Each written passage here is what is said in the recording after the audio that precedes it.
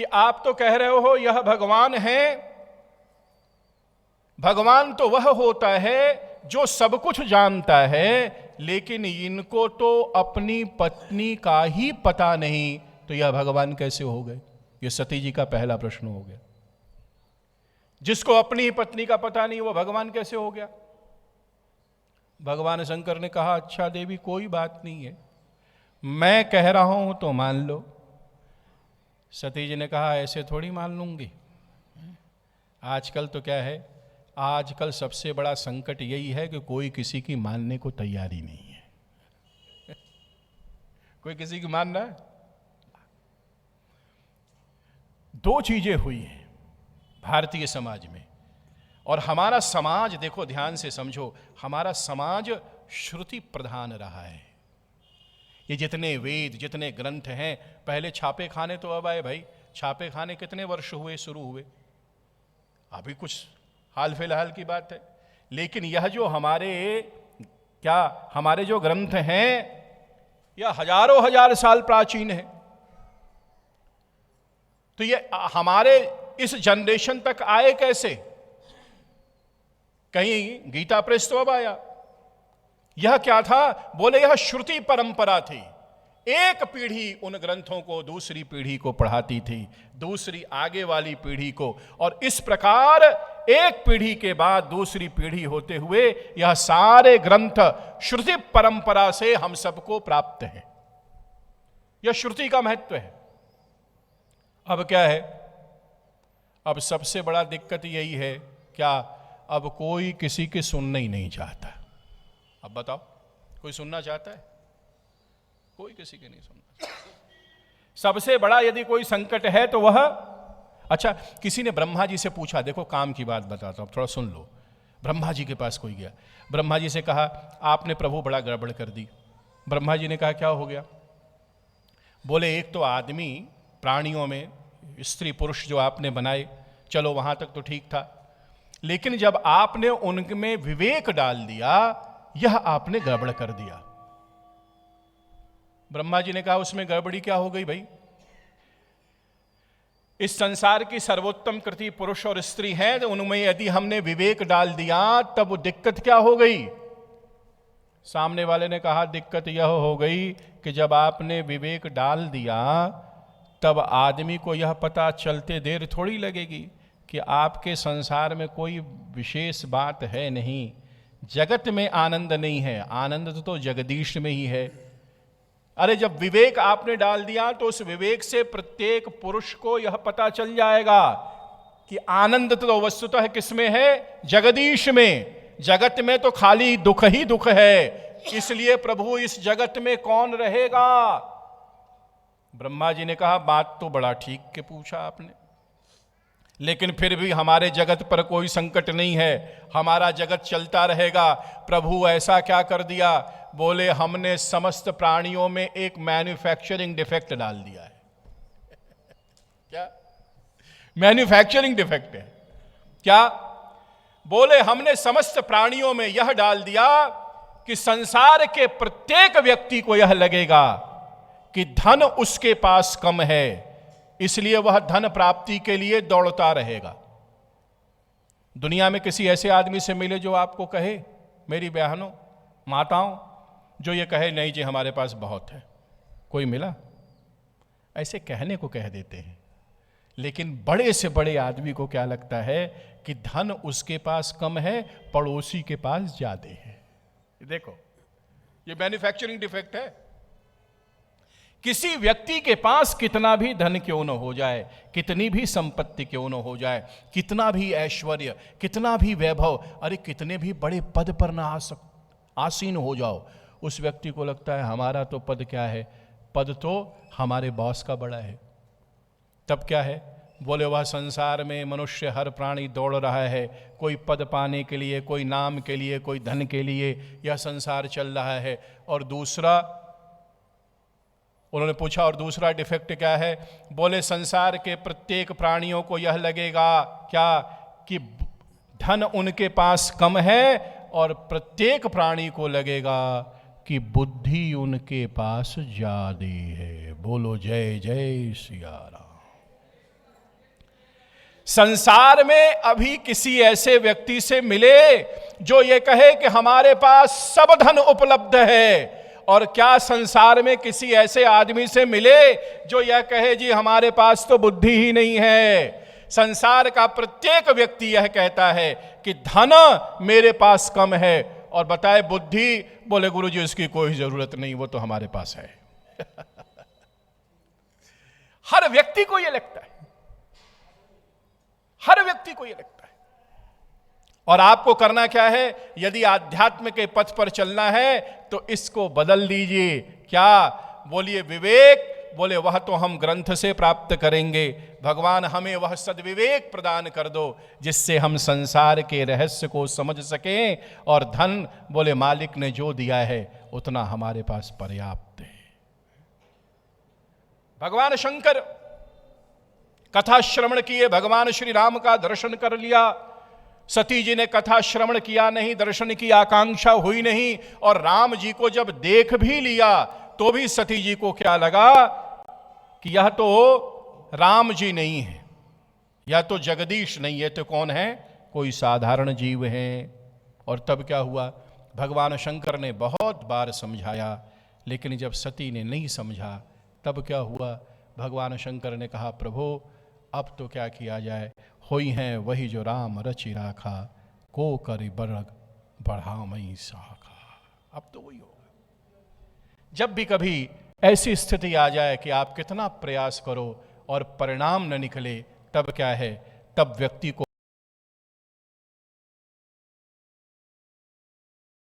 प्रार्थना करनी चाहिए। आइए, स्वामी श्री राम तीर्थ का एक बहुत प्यारा भजन है, उसको गुनगुनाते हुए हम सब भी प्रार्थना करें।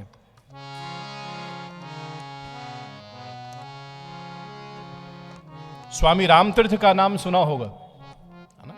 स्वामी विवेकानंद जी के समकालीन बहुत अच्छे अच्छे भजन लिखे, बड़े भावपूर्ण, प्रार्थना के भाव से। सारे जहां के मालिक तेरा ही आसरा है, राजी है हम उसी में जिसमें तेरी रजा है। सारे जहां के मालिक तेरा ही प्रार्थना है, राजी है हम उसी में जिसमें तेरी रजा है। सारे जहां के मालिक तेरा ही प्रार्थना है, राजी है हम उसी में जिसमें तेरी रजा है। सारे जहां के मालिक हम क्या बताएं तुमको, सब कुछ तुम्हें खबर है, हर हाल में हमारी तेरी तरफ नजर है। हम क्या बताएं तुझको, सब कुछ तुझे खबर है, हर हाल में जहां में सब कुछ तुझे खबर है। किस्मत है वो हमारी, किस्मत है वो हमारी, जो तेरा फैसला है। राजी है हम उसी में जिसमें तेरी रजा है। सारे जहां के मालिक तेरा ही प्रार्थना है, राजी है हम उसी में जिसमें तेरी रजा है।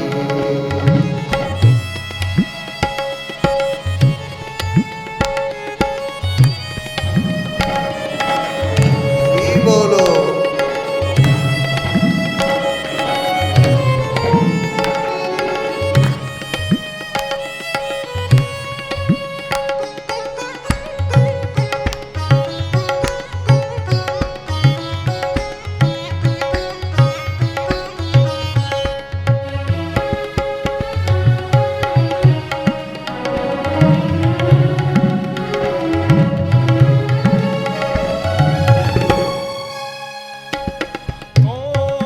को हम दया की खातिर उठाए कैसे, सजदे में तेरे आकर सर को झुकाए कैसे। सजदे में तेरे आकर सर को झुकाए कैसे। हाथों को हम दया की खातिर उठाए कैसे, सजदे में तेरे आकर सर को झुकाए कैसे। क्यों? मजबूरियां हमारी, प्रिया हमारी सब तू ही जानता है। राज़ी है हम उसी में जिसमें तेरी रज़ा। सारे जहां के मालिक तेरा ही आशरा है। राजी है हम उसी में जिसमें तेरी रजा है। सारे जहां के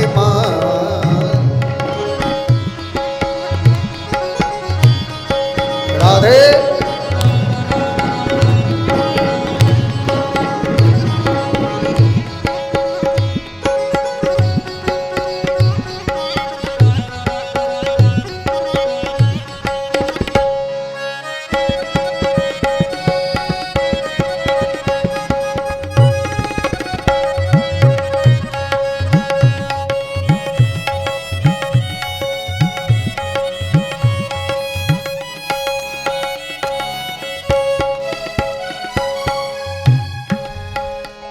रोकर कटे या हंस कर कटती है जिंदगानी। तू गम दे या खुशी दे सब तेरी मेहरबानी। ठोकर कटे या हंस कर कटती है जिंदगानी। तो गम दे या खुशी दे सब तेरी मेहरबानी। तेरी खुशी समझ कर, तेरी खुशी समझ कर सब गम भुला दिया है। राज़ी है हम उसी में जिसमें तेरी रज़ा है। सारे जहां के मालिक तेरा ही आशरा है। राजी है हम उसी में जिसमें तेरी रजा है। सारे जहां के मालिक। तो भगवान के सामने जब भगवान उपस्थित हो गए तब भगवान शंकर ने तो प्रणाम कर लिया, लेकिन सती जी को लगा कि ये भगवान नहीं है। तब जब ऐसी स्थिति आ जाए तो भगवान शंकर के इस मंत्र को याद रखना। आप कितना प्रयास कर लो, कितना पुरुषार्थ कर लो, सब कुछ करने के बाद मेरे भाई बहन जब वह परिणाम न आवे जैसा आप चाहते हो, तब क्या मान लो, बोले होई है वही जो राम रचि राखा, को कर तरक बढ़ावई शाखा। प्रयास करो, जो आपके अनुकूल न हो उसे बदलने का प्रयास करो, जो आपके अनुकूल न हो उसे समझाने का प्रयास करो। लेकिन सारा प्रयास करने के बाद भी यदि परिणाम वह न आवे जैसा आप चाहते हो, तब क्या मानो, तब यह मान लो कि मैंने अपने मन की करनी चाहिए, लेकिन ऐसा लगता है भगवान अपने ही मन की करना चाहता है। चिंतित नहीं हो, छोड़ दो। होई है वही जो राम रची। भगवान शंकर ने सती को समझाया, बहुत प्रयास किया, देवी जो तुम समझ रही हो ऐसा नहीं है, यही साक्षात नारायण है। लेकिन सती ने कहा नहीं प्रभु, यह नारायण कैसे हो सकते हैं। भगवान शिव के बारंबार समझाने के बाद जब सती नहीं समझती, तब भगवान शंकर ने कहा अब ठीक है, जैसा लगे वैसा ही करो। तब सती जी ने क्या किया, सती जी ने सोचा मैं भगवान की जाके परीक्षा लेती हूं। ध्यान से समझना, सती जी ने परीक्षा कैसे ली। अच्छा देखो, आपको कोई डाउट हो कि सामने वाला व्यक्ति रमेश है कि सुरेश है, तो क्या करना चाहिए बताओ। अरे सबसे इजी रास्ता तो यही है ना भाई, चल करके आदमी के पास जाओ और पूछ लो कि हमें आप कुछ सुरेश की तरह दिख रहे हैं, आप बता दीजिए कि आप कौन है, सुरेश ही हैं कि कोई और है। तो आदमी बता देगा कि नहीं भैया मैं सुरेश नहीं हूं, मैं क्या हूं। कई बार किसी की मुखाकृति मिल जाती ना, ऐसा लगता है जैसे वो होंगे, उनके चाल से आप पीछे से चल लो, पीछे से आपने देखा तो आपको लगता है ये तो वो व्यक्ति हैं, और फिर जल्दी जल्दी आप आगे बढ़ते हो, मुड़ करके देखते हो तो क्या पता चलता है नहीं ये वो व्यक्ति नहीं कोई। सती जी को भी यही करना था। यदि सती जी को संदेह था कि यह भगवान जगदीश नारायण हैं कि नहीं हैं, तब क्या करना था, जा करके पूछ लेती कि प्रभु आप कौन हो, हमको थोड़ा डाउट हो रहा है, हमारे कन्फ्यूजन को दूर करो। भगवान बता देते। लेकिन सती जी ने वह काम नहीं किया। सती जी तो स्वयं कन्फ्यूज थी, लेकिन उन्होंने भगवान को भी कन्फ्यूज करने का प्रयास कर दिया। आप देखो, आप स्वयं कन्फ्यूजन में हो, अपने कन्फ्यूजन का निराकरण करो, यह जरूरी है, या दूसरों को भी कन्फ्यूज करते रहो, या तो श्रेष्ठ नहीं है। लेकिन जब हम कन्फ्यूजन में होते हैं तब हम क्या समझते हैं, तब हम अपने कन्फ्यूजन को दूर करने की कोशिश कम, दूसरे को कन्फ्यूज करने की कोशिश ज्यादा करते हैं। ये ध्यान दो। क्यों ऐसा होता है, ऐसा होता क्यों ये बताओ। ऐसा होता इसीलिए है कि हर आदमी को लगता है कि बुद्धि उसके पास। अच्छा, भारत में एक चीज सबसे ज्यादा मिल सकती है। आदरणीय खुल्लर साहब बैठे हैं, सामाजिक व्यक्ति हैं, तो उनका भी अनुभव होगा। क्या भारत में एक चीज आपको हर जगह मिल जाएगी बड़े आराम से, उसके लिए कुछ नहीं देना है। बताओ क्या है, कोई बता सकता है? एडवाइस, राय राय। आदमी गया किससे मिलने के लिए? हार्ट स्पेशलिस्ट से।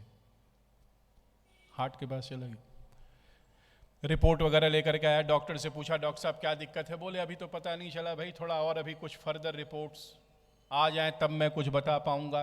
और आप इतने घबराए हुए हो कि जिधर गाड़ी आपकी लगी थी, जिधर आपका ड्राइवर खड़ा था, उस गेट पर न जा करके दूसरे गेट से आप हॉस्पिटल से निकल गए। अब आपको इतनी भी हिम्मत नहीं है कि फ़ोन करो और ड्राइवर बुलाओ। सामने ऑटो वाले को देखा, उसी को रोक लिया, भैया जल्दी घर ले चलो, क्योंकि मन में बड़ी घबराहट है ना, जल्दी घर ले चलो। ऑटो वाले ने आपको उस हॉस्पिटल से आते देखा, हाथ में कुछ रिपोर्ट्स वगैरह रखी है। अब ऑटो वाला पूछ रहा है, ध्यान से समझना, बोले साहब हार्ट की कोई दिक्कत है क्या? अरे यार भाई तू गाड़ी चला, तू बात मत कर, तू आराम से तू गाड़ी चला, कोई दिक्कत नहीं हमको। नहीं नहीं साहब लग रहा है, इधर दर्द होता है क्या सीने में? जैसे उसने बताया तब आपकी रुचि जग जाती। बोले हाँ थोड़ी दर्द तो होती है। बोले हमको भी होता था ना, कहां इन डॉक्टरों के चक्कर में आप पड़े हो, हमको भी होता था इसे दर्द। अब आपकी रुचि क्या हो गई? अब आपकी रुचि थोड़ी। अच्छा कब कब होता था?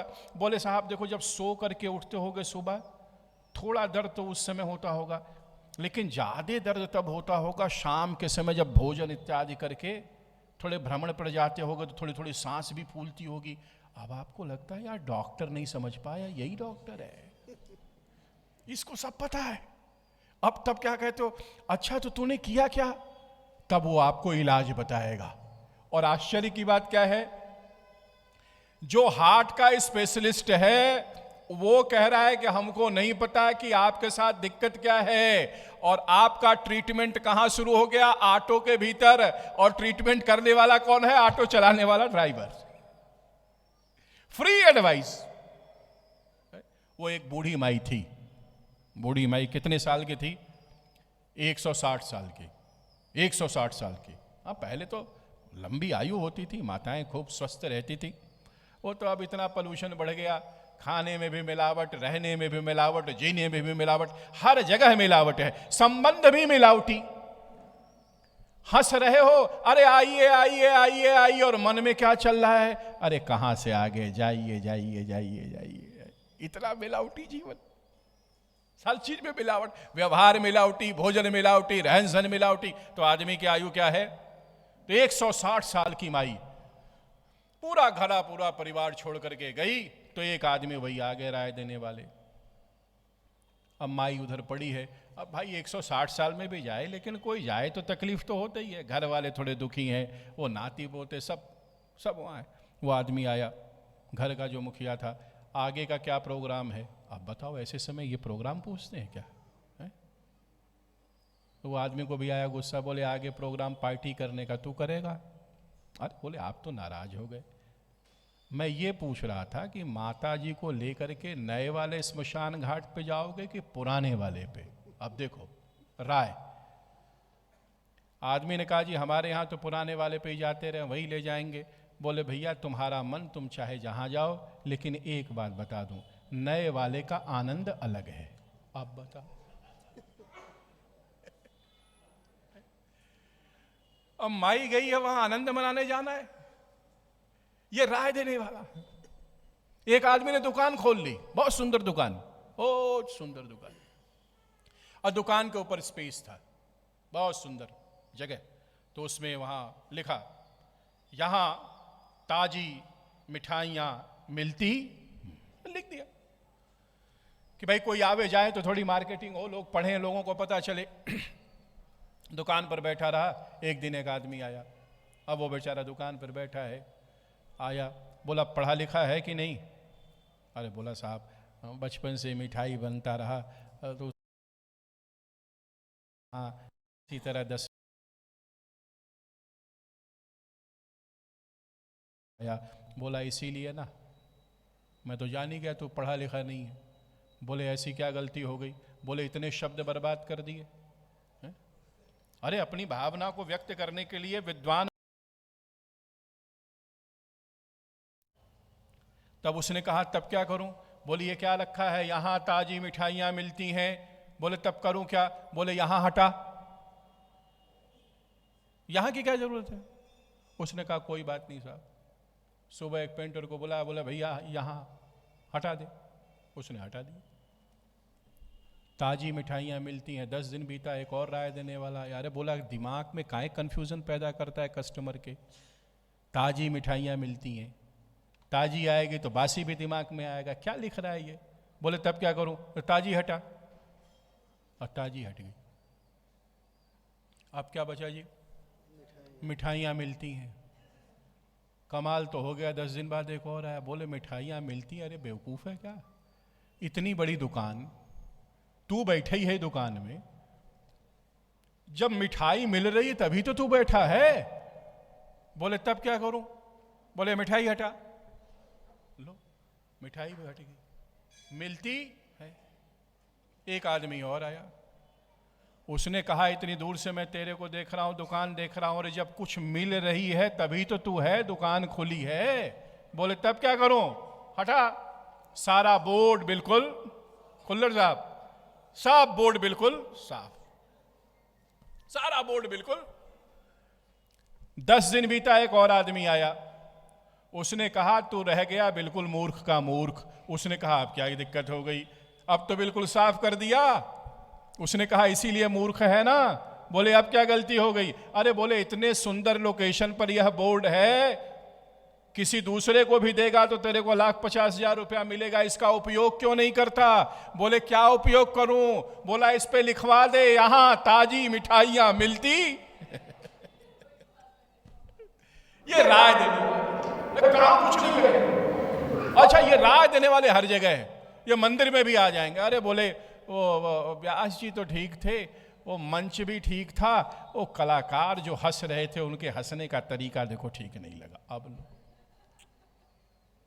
क्या है? ये राय देने वाले हर जगह। राय से बचो।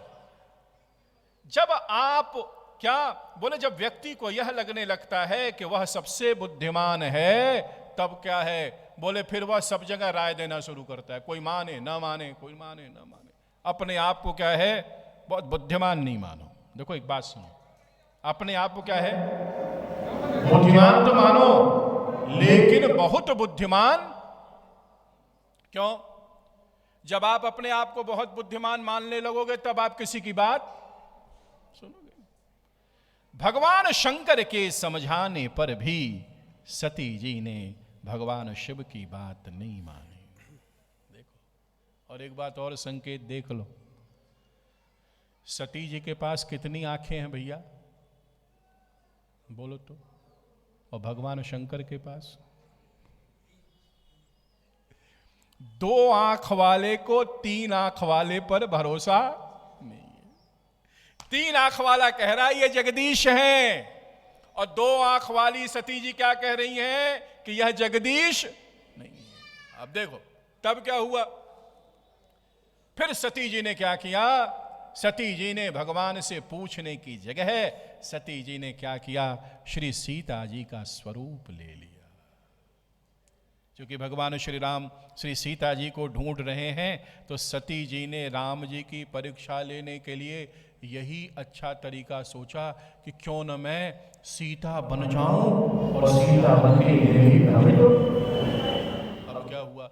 भगवान उधर से आ रहे हैं, सती जी इधर से जा रही हैं सीता के रूप में। लेकिन जैसे ही श्री ठाकुर ने श्री सती जी को देखा, प्रणाम करके कहा आप इस अकेले जंगल में कहाँ भटक रही हैं? भगवान शंकर कहाँ हैं? जैसे ही भगवान ने यह पूछा कि भगवान शिव कहाँ हैं, मानो सती के ऊपर घड़ों पानी गिर गया हो, ऐसा लगने लगा मानो सारी सृष्टि लगने लगा। जहां देखे वहीं पर भगवान शंकर, श्री सती जी को भगवान श्री राम, सीता जी, सबके दर्शन चारों तरफ होने लगे। सती जी शांत होकर के वहीं बैठ गई और थोड़ी देर बाद जब वहां से उठी, लज्जित भावना से जाकर के भगवान शंकर के पास पहुंची। भगवान शिव ने सती से पूछा देवी क्या किया? और पहली बार सती ने भगवान शंकर के सामने झूठ बोला। सती जी ने क्या कहा? कछु न परीक्षा लीन गोसाई, मैंने कोई परीक्षा नहीं ली। तब सती जी ने, भगवान शिव ने पूछा देवी क्या किया? तब सती जी ने कहा कीन प्रणाम तुम्हारी ही, मैंने वैसे ही प्रणाम कर लिया प्रभु जैसे आपने प्रणाम किया था, मैंने कोई परीक्षा ली नहीं। और तब भगवान शंकर ने ध्यान रख और ध्यान में देखा कि सती जी ने श्री सीता का स्वरूप ले लिया, और उसी समय भगवान शंकर ने श्री सती जी का ध्यान।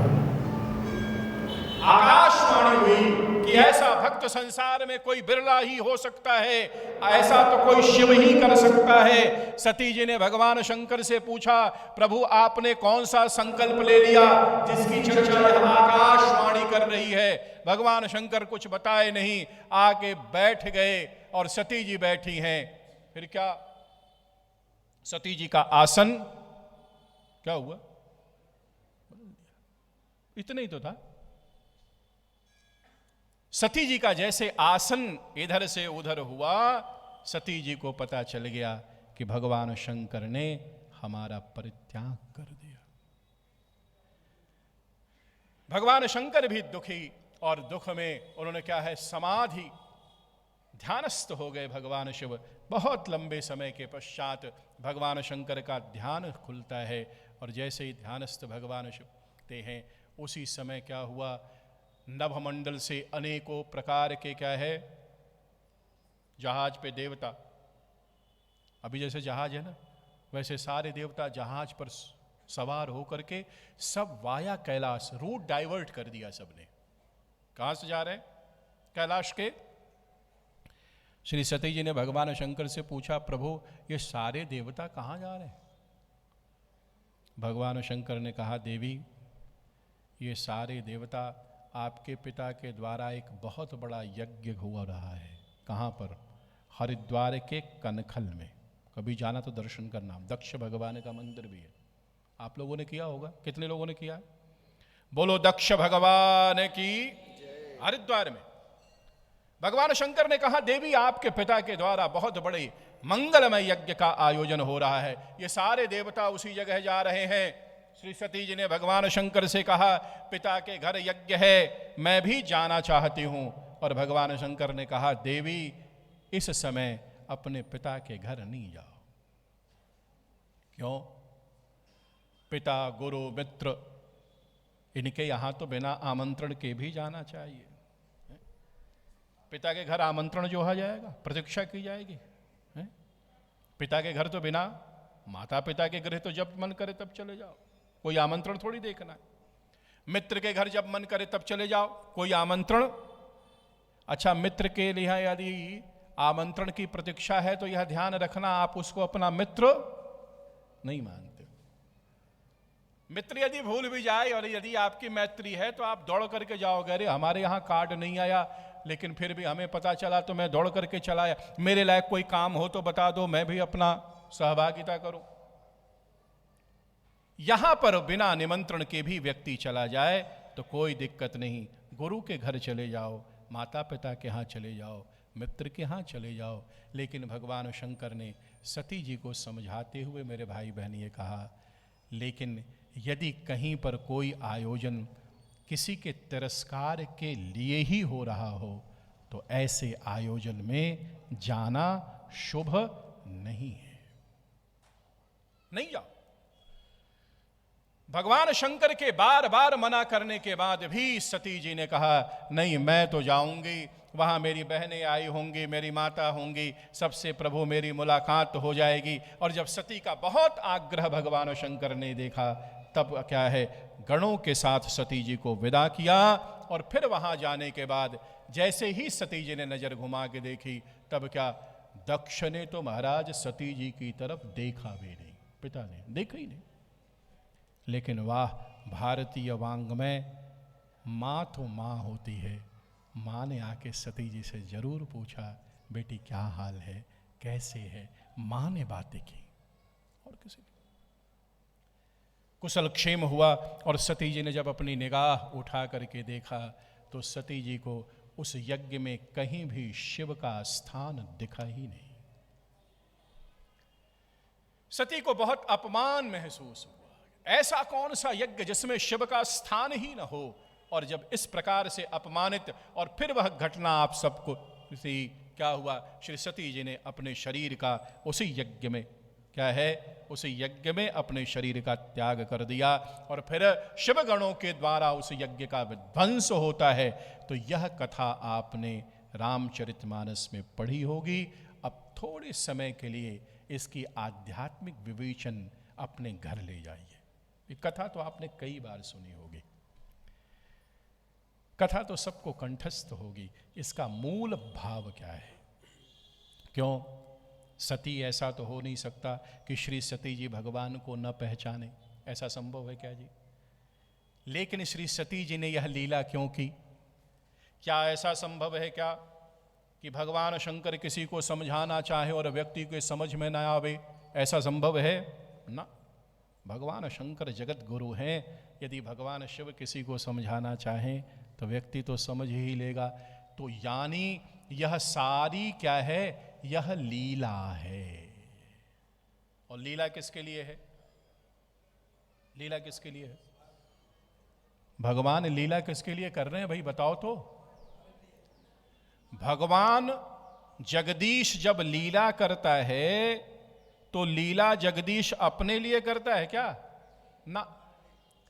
जगदीश जब भी कभी धरती पर अवतरित होकर के लीला करता है तो वह लीला जगदीश जीव के लिए करता है। अपनी लीला के माध्यम से वह जीव को संदेश देना चाहता है, वह जीव को समझाना चाहता है कि जीवन जीने की सही विधि और व्यवस्था क्या होनी चाहिए। यह प्रसंग श्री शिव और सती के माध्यम से हम सब के सामने लीला के स्वरूप में रखा गया। ध्यान पूर्वक इसका वादन करें और अपने बच्चों को, परिवार को समझावें। ठीक है, थोड़ी देर आप आराम से सुन सकते हो। कितना समय बताओ? आप जितना समय आपके पास है उतने देर सुनाएंगे। थोड़ा बोलो तो सही, कितने देर सुनोगे? और आप सुनाते रहो।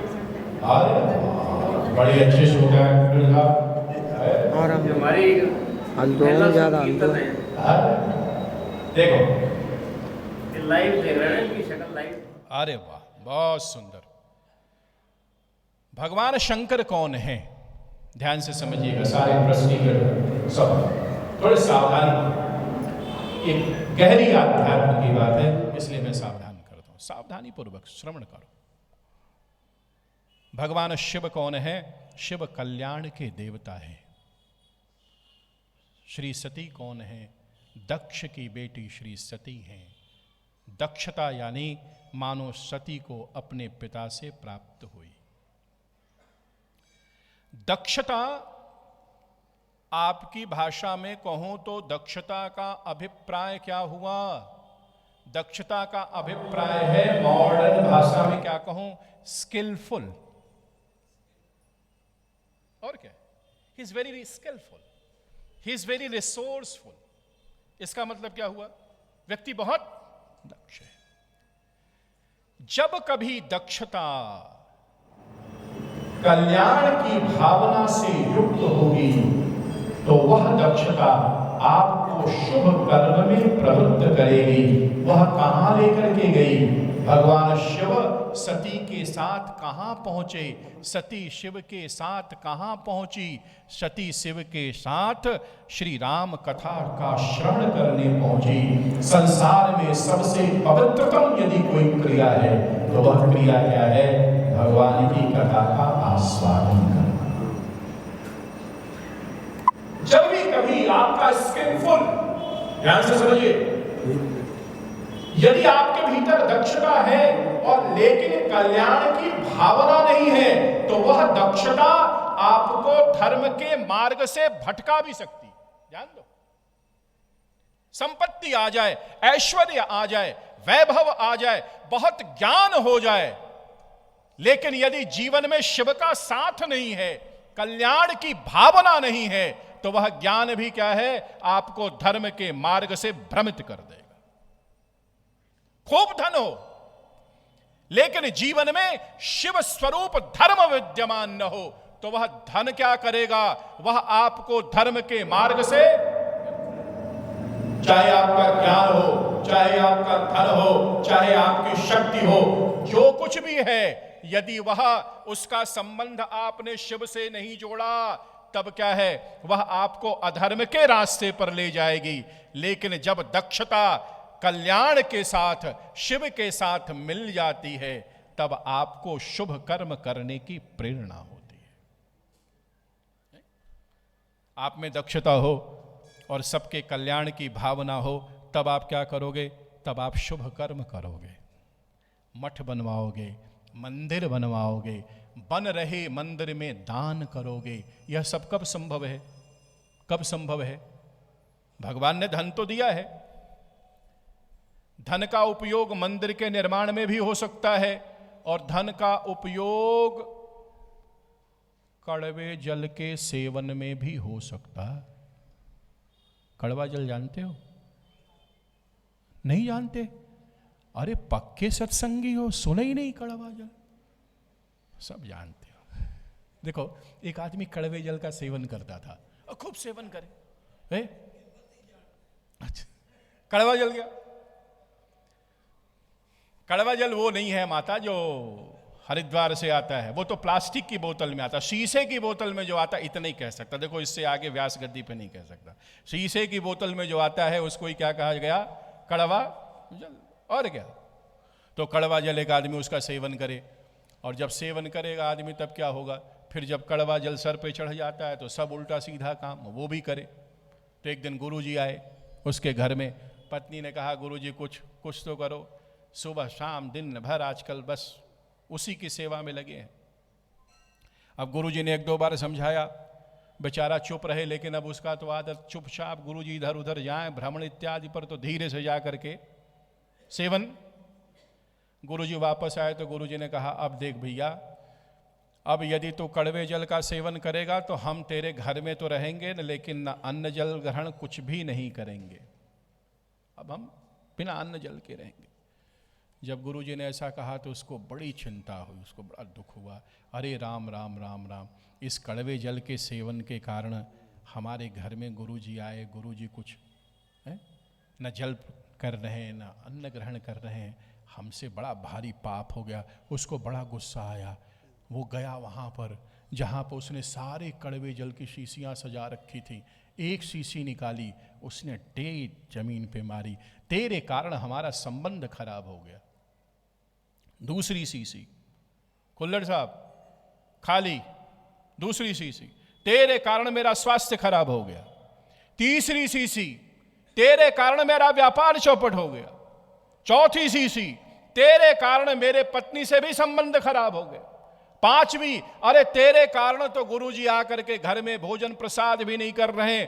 छठी खींची भरी थी, अरे बोला तू तो पड़ी रह, तेरा तो कोई दोष ही नहीं है, तू तो पड़ी रह, तेरा कोई दोष नहीं। कड़वे जल का मैं क्या निवेदन कर रहा था, दक्षता जब कभी शिव के साथ मिलेगी तब ही वह कल्याण के मार्ग पर ले जाएगी। नहीं तो धन रहेगा, आपके बगल में मंदिर बनेगा, लेकिन भीतर से प्रेरणा ही नहीं होगी कि मेरा भी कुछ अंशदान इस सुंदर मंदिर के निर्माण में लग जाए। यह भाव जगेगा कब? यह भाव तब जगेगा जब आपके जीवन में शिवत्व होगा। दक्षता तो है, धन है, लेकिन भाव नहीं जग रहा। वह धन कहां कहां भटका रहा, वह ज्ञान कहां कहां भटका रहा। तो जब शिव और सती मिली तब क्या होगा, तब शुभ कर्म में प्रवृत्त होगे, राम कथा सुनने की इच्छा होगी, मंदिर के निर्माण की इच्छा होगी, धर्मशाला के निर्माण की इच्छा होगी, दान करने की इच्छा होगी और तीर्थ के सेवन की इच्छा होगी। यह सारी इच्छाएं कब होंगी? बोले जब आप में साधन भी होगा और साथ में शिव भी होगा। लेकिन सती जी कथा तो श्रवण करने गई, लेकिन सती जी ने कथा सुनी क्या? कथा सुनी क्या? बोलो तो भाई, अरे हाँ ना कुछ बोलो तो, थोड़ा तेजी से बोलो। घर में भोजन नहीं मिला क्या आपको आज? कल बहुओं को लेके आओ, उनको सिखाएं कि माताओं को भोजन तो दो कम से कम। हम माताएं बोलती ही नहीं है बेचारी है, ऐसा क्या हो गया? कल बहुओं को बताओ, बोलो गुरुजी कह रहे थे कि जो है हमको भोजन नहीं मिला है, ढंग से भोजन करो, खूब आनंद में रहो। सती जी गई तो कथा श्रवण करने, लेकिन सती जी ने श्रवण नहीं किया। संकेत देखो गोस्वामी जी का, गोस्वामी जी ने क्या संकेत दिया मेरे भाई बहन। आप कितने भी दक्ष क्यों न हो और कितनी भी कल्याण की भावना आपके मन में जब होगी, तब आप शुभ कर्म करने के लिए प्रविष्ट होगे, तब आप मंदिर की सेवा में अपना समय दोगे। मंदिर की सेवा में कौन समय देगा भाई? वही देगा जो दक्ष भी होगा और जिसके जीवन में शिवत्व होगा। मंदिर में नहीं तो आदमी क्या सोचता है, खाली समय हम मंदिर के लिए काहे दें, हम अपने ही बिजनेस व्यापार बढ़ावें, हम खाली हैं क्या? बहुत लोगों से पूछो भैया चलो थोड़ा मंदिर में आधे घंटे, अरे बोले अभी नहीं, खाली नहीं है, खाली नहीं।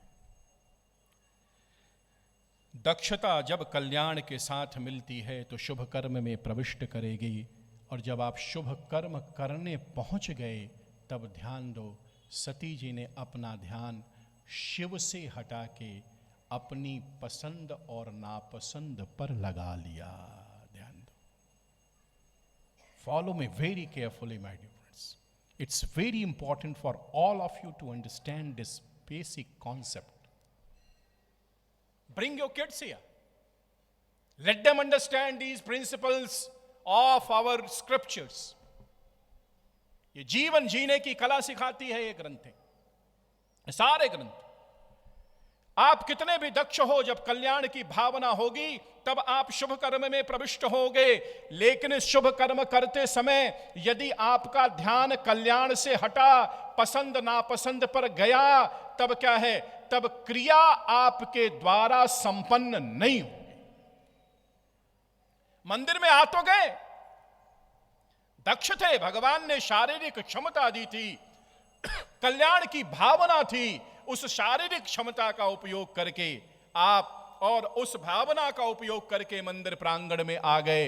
और मंदिर प्रांगण में आने के बाद कथा में बैठे तो हो, लेकिन सुनोगे यह गारंटी नहीं है। सुनोगे कब? बोले सुनोगे तो तब जब आपको राम कथा की महिमा पता होगी, नहीं तो क्या होगा, पंडाल और अच्छा बन सकता था।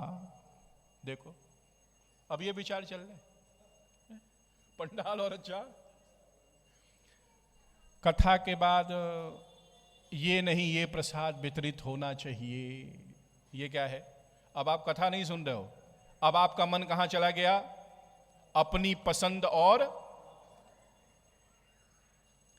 किसी भी शुभ कर्म को करते समय आप कितने ही दक्ष क्यों न हो, लेकिन यदि आपकी दृष्टि शिव से ओझल हुई तो आप अपने पसंद नापसंद में फंस जाओगे। और जब पसंद नापसंद में फंस जाओगे तब क्या होगा?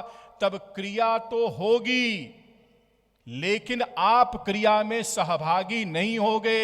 शरीर तो मंदिर में बैठा होगा, शब्द तो कान में पड़ेंगे, लेकिन कथा सुनी नहीं जाएगी। हो गया ना? और तब क्या होगा? ध्यान से सुनो, ये कथा श्री शिव और सती के माध्यम से भगवान ने हम सबको अपनी इस लीला के माध्यम से क्या समझाया, वो समझने की कोशिश करो। जाके घर भी बताओ। जो लोग कहते हैं आपके धर्म पर आक्षेप करते हैं, इन कथाओं का क्या मतलब है? प्रत्येक कथा का दार्शनिक अभिप्राय है। ऐसे नहीं समझो, समझाने वाले नहीं है और आप में समझने का धैर्य नहीं है, वो अलग बात है। प्रत्येक कथा क्या है? राम ऐतिहासिक भी है। ध्यान दो, राम ऐतिहासिक है, काल्पनिक नहीं है। ये कैसा चलने लगा? बोले ये कथा नहीं है, ये इतिहास है। ध्यान दो, राम जन्मे और कहां जन्मे? श्रीधाम अयोध्या में। यह कथा नहीं है, यह क्या है? यह इतिहास है। It's a fact. तो राम का एक स्वरूप ऐतिहासिक है, राम का एक स्वरूप सांस्कृतिक है। जन्मे तो भगवान कहां? श्रीधाम अयोध्या में। वहां भगवान श्री राम का जन्म हुआ। यह कौन है? यह ऐतिहासिक राम तो वहां हो गए। सांस्कृतिक राम कहां है? बोले भारत के प्रत्येक जनमानस के रोम रोम में वह सांस्कृतिक राम है। सांस्कृतिक राम का एक स्वरूप और है उससे ऊपर। वह कौन है? वह राम का आध्यात्मिक स्वरूप है। तो राम के कितने हो गए? 3 हो गए, सांस्कृतिक, ऐतिहासिक और आध्यात्मिक। सत्य भी 3 है, सत्य की थोड़ी है। पहला सत्य क्या है? प्रातिभाषिक सत्य है, पारमार्थिक सत्य है, व्यावहारिक सत्य है। प्रातिभाषिक सत्य क्या है? कहीं प्रकाश की समुचित व्यवस्था न हो, रस्सी पड़ी हो, रस्सी में सर्प का भ्रम हो जाए कि यहां सर्प है और सर्प ने हमें काट लिया। सारे हॉस्पिटल घुमाओगे, डॉक्टर कहेगा जी कुछ नहीं काटा है, सब ठीक है, लेकिन आपके मन में यदि भ्रम है कि सर्प काटा है तो रात भर सो नहीं पाओगे। डॉक्टर ने ठीक ढंग से लगता है चेक नहीं किया, काटा तो सांप ही है, रात को सोए तो जय जय सिया राम है, सो पाओगे? तब कैसे निवृत्ति होगी? बोले जब तक वह प्रकाश की समुचित व्यवस्था नहीं है रस्सी में, तो रस्सी में भी सांप दिखता है। यह सत्य किसके लिए है? यह सत्य कब तक रहेगा? बोले यह आभासिक सत्य है, प्रतीत हो रहा है। जैसे प्रकाश हो जाएगा तो आपको भी दिख जाएगा कि क्या है, रस्सी है। व्यावहारिक सत्य क्या है? कोई किसी का माता, कोई किसी की माँ, कोई किसी का पिता, कोई किसी का शिष्य, कोई किसी का गुरु, यह सब क्या है? यह सब व्यावहारिक सत्य है। यह सत्य नहीं है। इस सत्य को क्या कहा गया? बोलो तो सही। व्यावहारिक। पारमार्थिक सत्य क्या है? व्यवहार के धरातल पर कोई किसी का शिष्य, कोई किसी का गुरु, कोई किसी की मां, कोई किसी का पिता, कोई किसी का पति, कोई किसी की पत्नी, यह सब व्यवहारिक सत्य है। और पारमार्थिक सत्य क्या है? पारमार्थिक सत्य मेरे भाई बहन जब जीवन में घटित हो जाता है, उसका बोध हो जाता है, तब क्या है? बोले फिर कहीं कोई भेद रहता ही नहीं। तब तो सिया राम मैं सब जग जानी, करहूं प्रणाम जोर जुग। कहीं कोई भेद नहीं। कल्याण की भावना से भावित हो करके शुभ कर्म में आप प्रवृत्त होते हो, और शुभ कर्म में प्रवृत्त होते ही यदि आपकी पसंद और नापसंद बीच में आ जाएगी तो आप क्रिया को ठीक ढंग से नहीं कर पाओगे। और जब क्रिया ठीक नहीं होगी तब क्या होगा? ध्यान से समझो। क्रिया ठीक नहीं होगी तब ज्ञान ठीक नहीं होगा। नहीं समझे? क्रिया ठीक होगी तभी तो ज्ञान होगा। अरे भाई, ढंग से जब रियाज करोगे तभी तो अच्छा भजन गा पाओगे। यदि रियाज ढंग से नहीं होगा तब क्या होगा? भजन अच्छा। ज्ञान के लिए भी सम्यक क्रिया आवश्यक। व्यापार करते करते, ढंग से व्यापार करते करते, तब व्यापार करने की विद्या आपको पता। लंबे समय तक व्यापार करो, ढंग से व्यापार करो, तब क्या होगा? व्यापार करने की कला आप में विकसित होगी, व्यापार का ज्ञान आएगा। लेकिन यदि व्यापार की क्रिया ठीक ढंग से नहीं होगी तो व्यापार का सम्यक ज्ञान नहीं होगा। क्रिया जब प्रभावित सती के जीवन में हो गई तो ज्ञान प्रभावित हो गया, और ज्ञान प्रभावित हो गया तो वो जीव में क्या है? जगदीश में जीव देखने लगी। यह भ्रम हो गया। ध्यान से समझिए। कल्याण की भावना से भावित होकर, दक्षता से युक्त होकर के आप क्रिया करने जाते हैं। क्रिया करते समय यदि आपका ध्यान कल्याण से हट करके अपनी पसंद नापसंद पर आ जाएगा, तब क्या होगा? तब सम्यक ज्ञान की प्राप्ति नहीं होगी, और जब सम्यक ज्ञान प्राप्त नहीं होगा तब भ्रम की स्थिति होगी। तब क्या होगा? बोले जगदीश में जीव दिखेगा, है तो राम, है तो समाधान, लेकिन वहीं से सती के जीवन में समस्या जागृत हो गई। यह भ्रम है। ध्यान दो। जब कभी भ्रम की स्थिति हो जाए, थोड़ा समय है ना, दिक्कत तो नहीं है, हाँ प्रसंग पूरा कर लो। आज आप देर से आए भी तो हमारी देखो गलती नहीं है ना, खुल्लर साहब की है। उन्होंने बिल्कुल लिखा है, बिल्कुल पान से। देखो गलती हमारी भी। अब हम लोग बैठे ही रहे कि अब माताएं आ रही होंगी, माताएं आ रही होंगी, माताएं। अब जब माताएं आ गई तो हम लोग पकड़ लिए। अब हम लोग जब तक न जाने देंगे जब तक हम लोग का समय पूरा न हो जाए। चल थोड़े समय श्रवण कर लो, ये प्रसंग पूरा हो जाए। तब क्या हुआ? जब भी कभी आपके जीवन में मेरे भाई बहन ध्यान से समझिएगा, जब भी कभी भ्रम की स्थिति हो जाए, बेटे के जीवन में आ जाए, बहू के जीवन में आ जाए, आपके जीवन में आ जाए, तब क्या करना चाहिए? जब, और संकेत क्या है, कैसे आपको पता चलेगा कि जीवन में भ्रम आ गया? जब 3 आंख वाले पर 2 आंख वाले को भरोसा होना बंद हो जाए। ध्यान दो। तीसरी आंख कौन सी आंख है? तीसरी आंख भगवान शंकर की तो जो है, उसको व्यावहारिक दृष्टि से तीसरी आंख किसे कहा जा सकता है?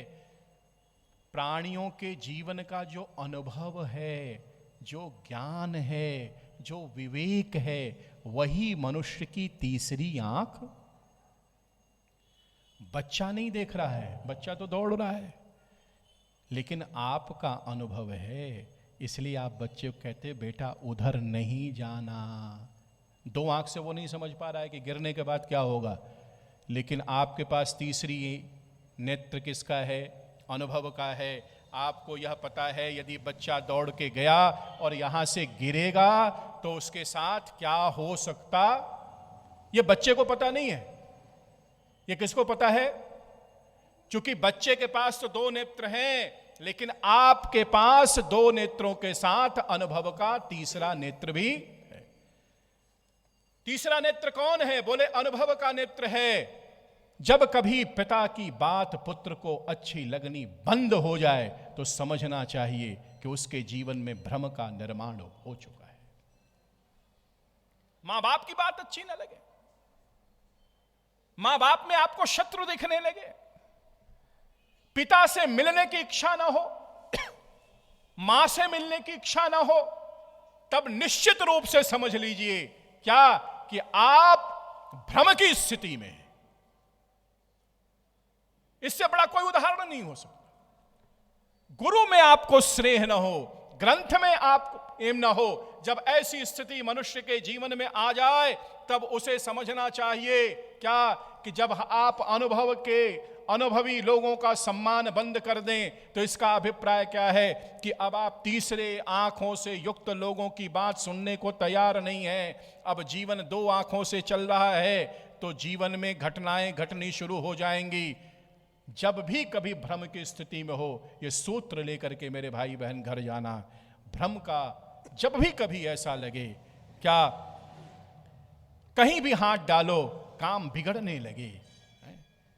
राम को देखने के बाद जीवन में संकट आ गया सती जी के।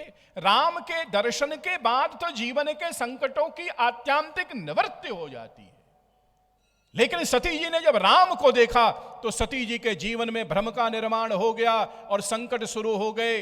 जब भी कभी ऐसी स्थिति आपके जीवन में आ जाए, हर जगह भ्रम का निर्माण, हर जगह दुख का निर्माण, तब 2 सूत्र याद रखना, प्रतीक्षा और प्रार्थना।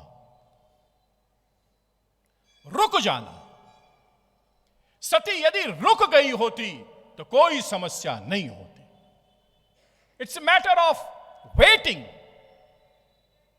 You wait. सती जी खड़ी होती, थोड़े समय में प्रभु स्वयं सती जी के पास आते और प्रणाम करते और सती जी को दूध का दूध पानी का हो जाता कि नहीं होता। यह क्या है? यह है प्रतीक्षा। संकट के समय धैर्य रखो। दूसरा क्या? धैर्य नहीं रख सकते तो कम से कम प्रार्थना करो। श्रीमन नारायण नारायण प्रार्थना करो। सती यदि प्रार्थना कर लेती प्रभु से कि प्रभु ऐसा लग रहा है कि हमको कि आप जीव हो, मेरे प्रार्थना पूर्वक मेरा निवेदन है आप बता दो कि आप कौन हो, तो भी भगवान बता देते। लेकिन जब व्यक्ति की बुद्धि भ्रमित होती है तो वह न प्रार्थना करता है न प्रतीक्षा करता है। वह करता क्या है? वह स्वयं तो भ्रमित है ही, वह दूसरों को भी भ्रमित करने निकल पड़ता है। माता पिता का भी सम्मान नहीं, माता पिता का तिरस्कार। ऐसे लोगों में उसे अपने कल्याण की भावना भावित होने लगेगी जिनसे उसका कल्याण नहीं, उसका नुकसान ही है। जो शत्रु है वह मित्र दिखेगा और जो मित्र है वह शत्रु दिखने लगेगा। ध्यान दो, प्रतीक्षा करो। जब भी कभी मेरे भाई बहन जीवन में दुख आ जाए, कष्ट आ जाए, तब क्या करो? धैर्य धारण करो, धैर्य रखो, शांत हो जाओ, पुरुषार्थ मत करो, भागा भाग मत करो। क्योंकि जितने ही भागोगे उतनी ही ज्यादा गलती। और कैसे पकड़ोगे कि मस्तिष्क ठीक काम नहीं कर रहा है? मैंने संकेत बताया ना, जब 3 नेत्र वालों की बात अच्छी न लगे तो समझ लो कि अब शांति से बैठ जाओ और प्रार्थना और प्रतीक्षा करो। परीक्षा मत लो। सती जी ने न प्रार्थना की, न सती जी ने प्रार्थना की, न सती जी ने न प्रार्थना न प्रतीक्षा, अपितु मार्ग किसका चुना? परीक्षा का। और परीक्षा कौन लेता है भाई? परीक्षा हमेशा वही व्यक्ति लेता है जो अपने आप को श्रेष्ठ समझता है। स्कूल में कभी चेला भी कहता है क्या, गुरुजी आओ आज हम आपके एग्जाम लेते हैं, देखें आपको कितना ज्ञान है। ज्ञान जिसमें यह भ्रांति होगी, जिसको यह लगेगा, चलो भ्रांति हो या सत्य का बोध हो, जब भी कोई व्यक्ति परीक्षा लेने जाएगा, इसका एक अभिप्राय तो यह है कि परीक्षक ने जिसकी परीक्षा लेने जा रहा है उससे अपने आप को श्रेष्ठ मान लिया है, इसमें कोई डाउट नहीं। जब आप भ्रमित होते हो, जब आप दुखी होते हो, जब आप सम्यक रूप से क्रिया को संपादित नहीं करते, तब जीवन में यह भ्रम आ जाता है। और उस भ्रम के आने के बाद ना आपके जीवन में प्रार्थना रहती है, ना आपके जीवन में प्रतीक्षा रहती है। आपके जीवन में शुरू किसका खेल होता है? आपके जीवन में अहंकार का खेल शुरू होता है। मैं श्रेष्ठ हूँ, मैं जानता हूँ। और तब क्या हुआ? जैसे ही यह भ्रम की स्थिति हुई और सती जी पहुंच गई भगवान शंकर के पास, और भगवान शंकर ने पूछा, देवी क्या किया?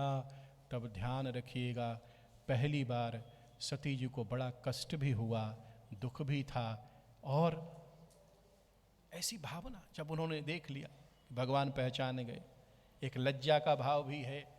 तो सती जी ने अपने उस दुख को सुख में बदलने के लिए, ध्यान से सूत्र पकड़िएगा, सती जी ने अपने उस दुख को सुख में बदलने के लिए जिस मार्ग का आश्रय लिया, वह मार्ग सत्य का नहीं था, वह मार्ग असत्य का था। सती यदि शिव से बता देती कि प्रभु हमसे यह गलती हो गई, तो भगवान कुछ न कुछ रास्ता बताते, लेकिन सती जी ने अपने दुख को सुख में बदलने के लिए सत्य का नहीं असत्य का चुनाव किया, और भगवान शंकर से झूठ बोला कि मैंने कोई परीक्षा ली नहीं।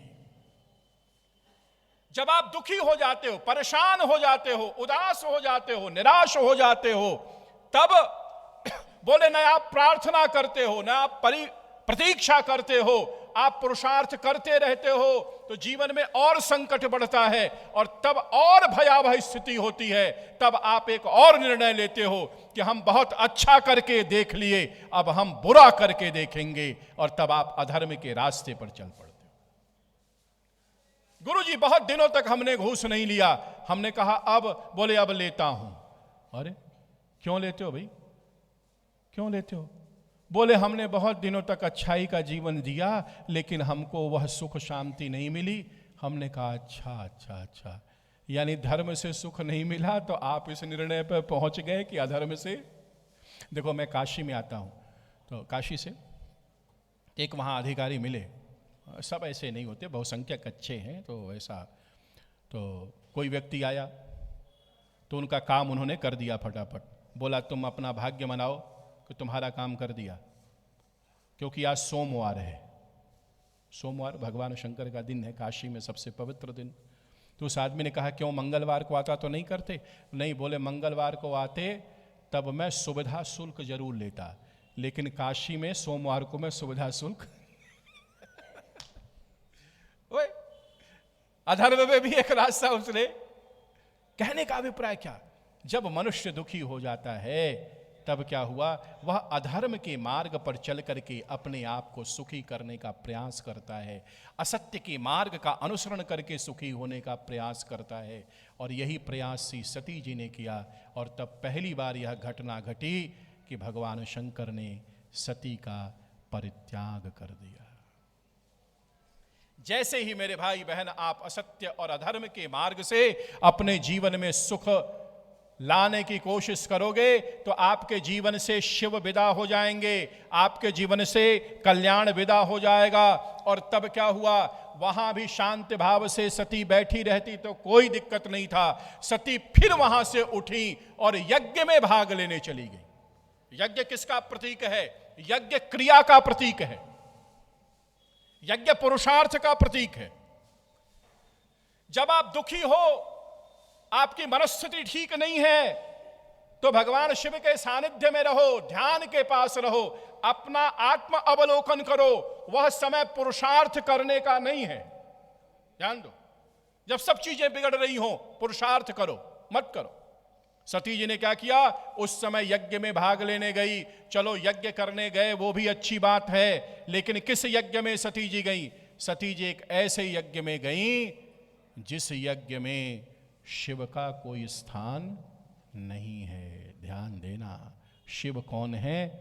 शिव विश्वास है, कोई भी क्रिया यदि उसमें विश्वास का स्थान न हो तो वह क्रिया कभी भी शुभ परिणाम नहीं देगी।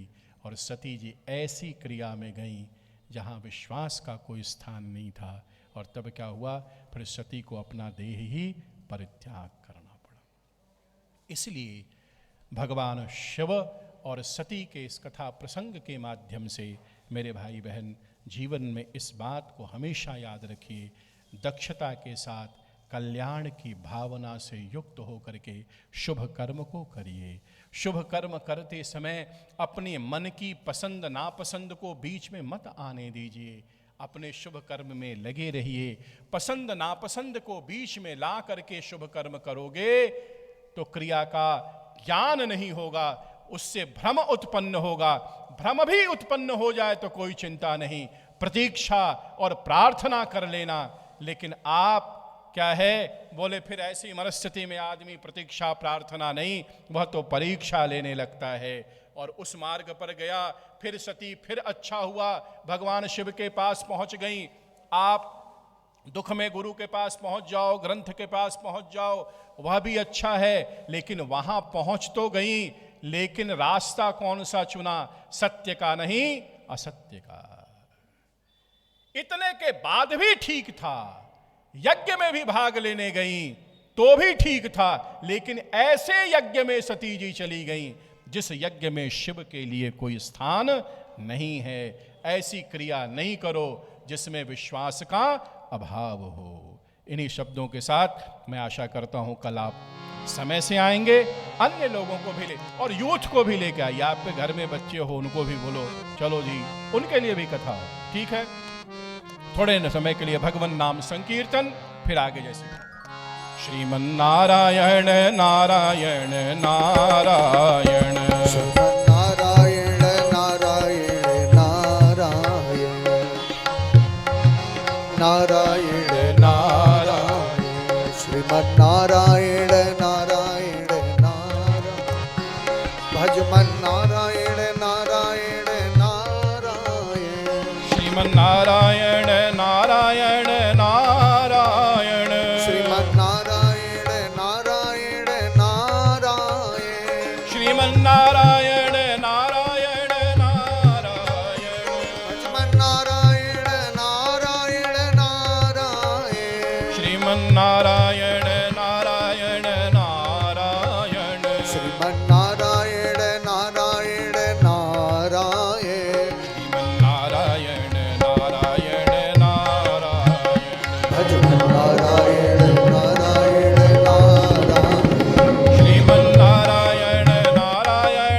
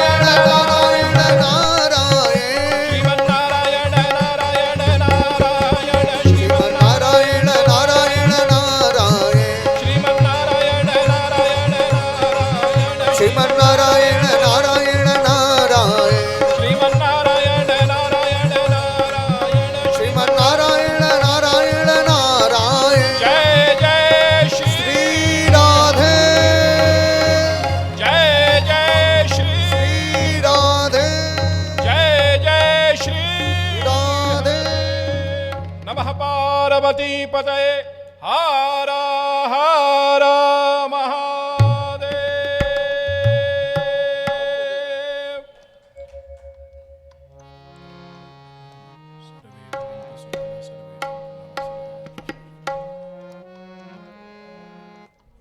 आरती के लिए हरिओम हरिओम। सभी लोग अपने स्थान से खड़े होकर के माता रानी का दिव्य आरती करेंगे। आज नवरात्रि का प्रथम दिवस है, इसलिए हम लोग माता रानी की आरती करेंगे।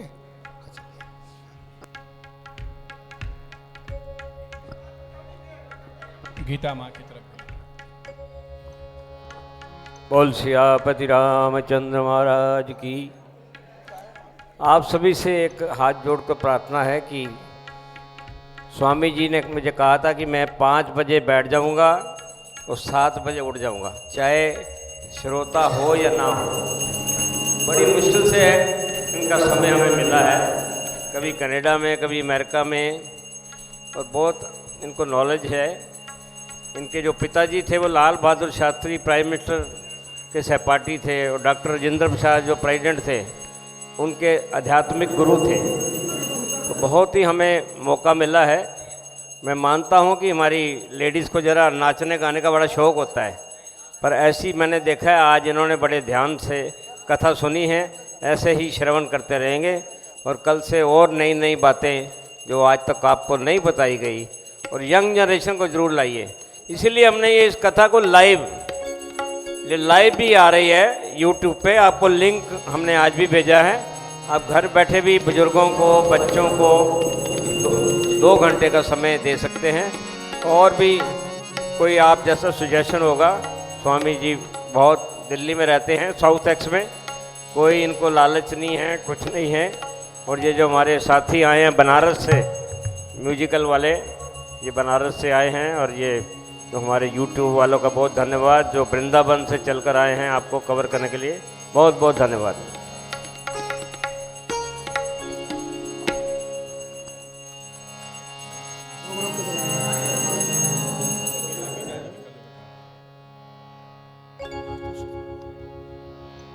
जय अम्बे गौरी मैया, जय श्यामा गौरी, तुमको निश दिन ध्यावत, मैया जी को निश दिन ध्यावत, हरि ब्रह्मा शिवरी।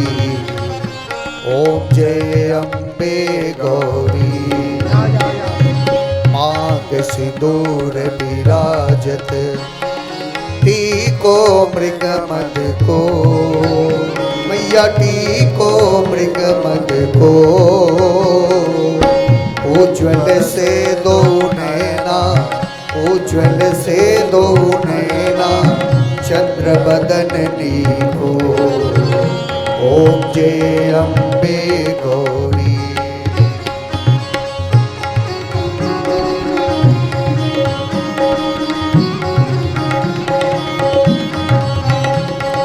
कनक समान कलेवर, रक्तांबर राजे, मैया रक्तांबर राजे,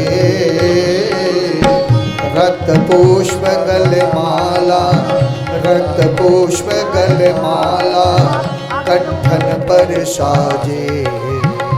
ओम जय अम्बे गौरी।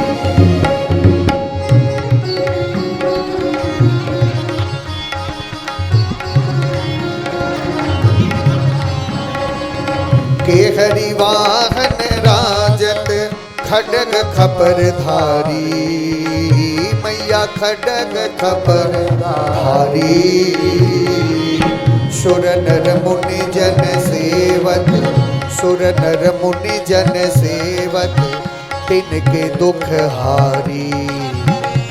ओम जय अम्बे गौरी।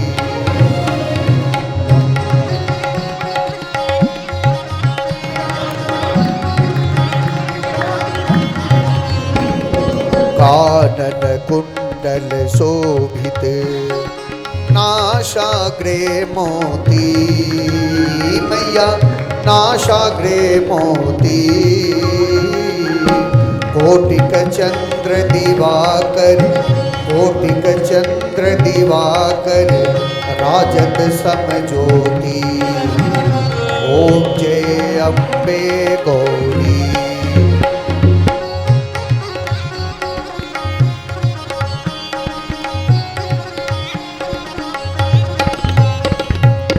शुंभ निशुंभ बिदारे, महिषासुर धाती, मैया महिषासुर धाती।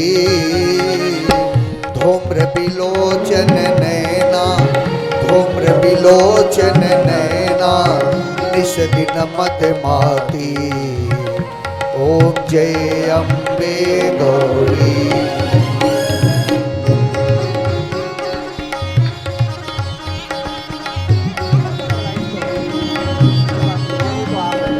चंड मूंड संभारे, सोडित बीज हरे, मैया सोडित बीज हरे। मधु कैटभ दो मारे, मधु कैटभ दो मारे, सुर भयहीन करे। ओम जय अम्बे गौरी।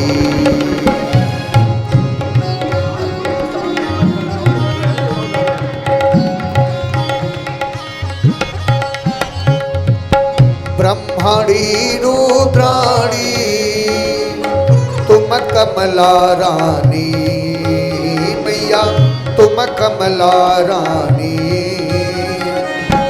आगम निगम बखानी, आगम निगम बखानी, तुम शिव पटरानी। ओम जय अम्बे गौरी।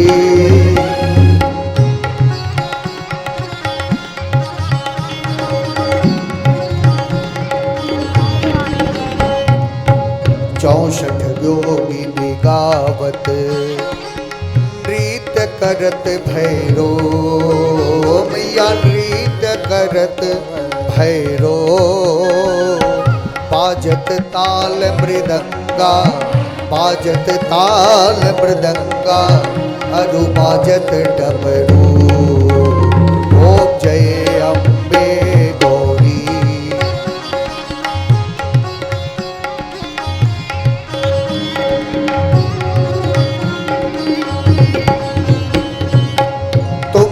जग की माता, तुम ही हो भरता, मैया तुम ही हो भरता। भक्तन की दुख हरता, भक्तन की दुख हरता, सुख संपत्ति करता। ओम जय अम्बे गौरी।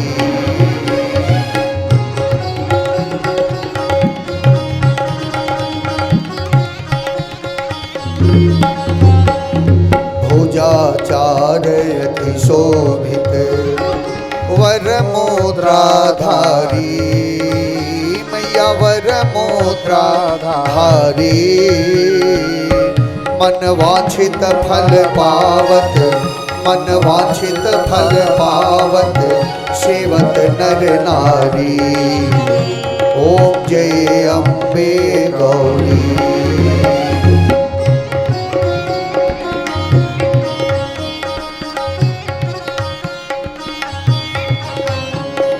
कंचन थाल विराजत, अगर कपूर बाती, मैया अगर कपूर बाती।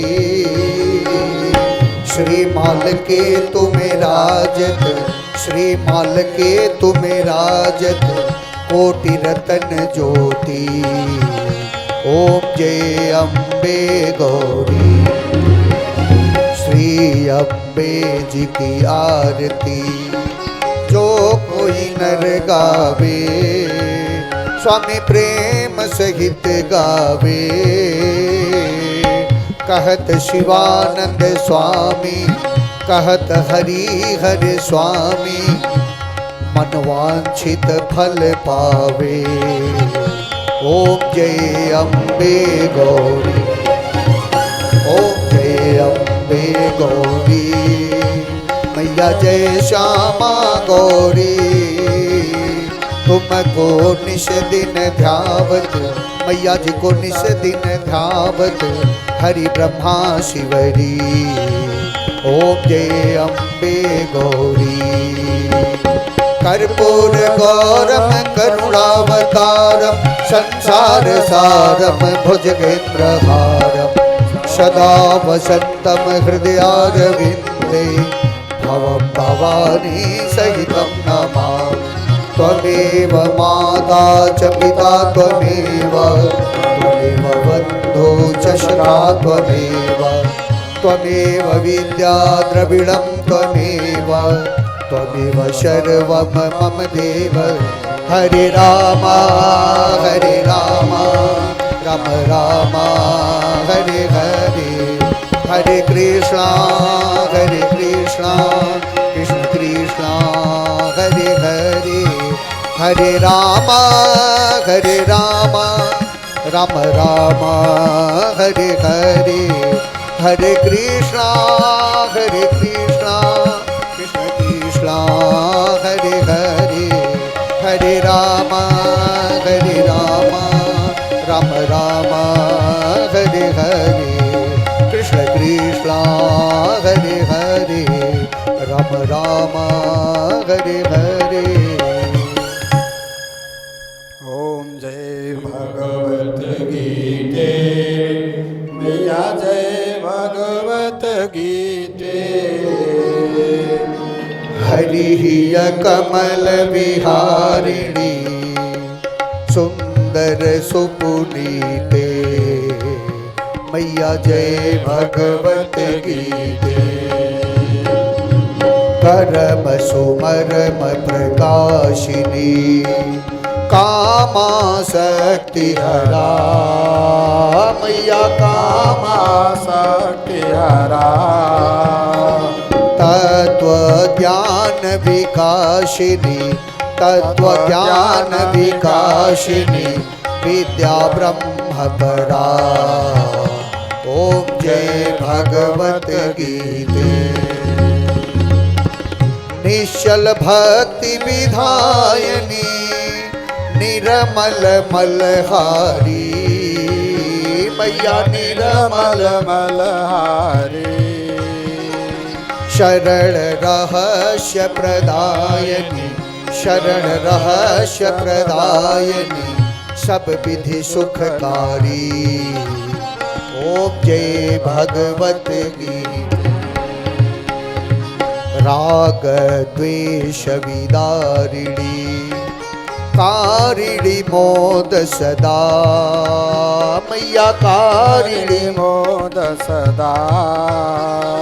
भव भय हारिणी तारिणी, भव भय हारिणी तारिणी, परमानंद प्रदा, ओम जय भगवत गीते।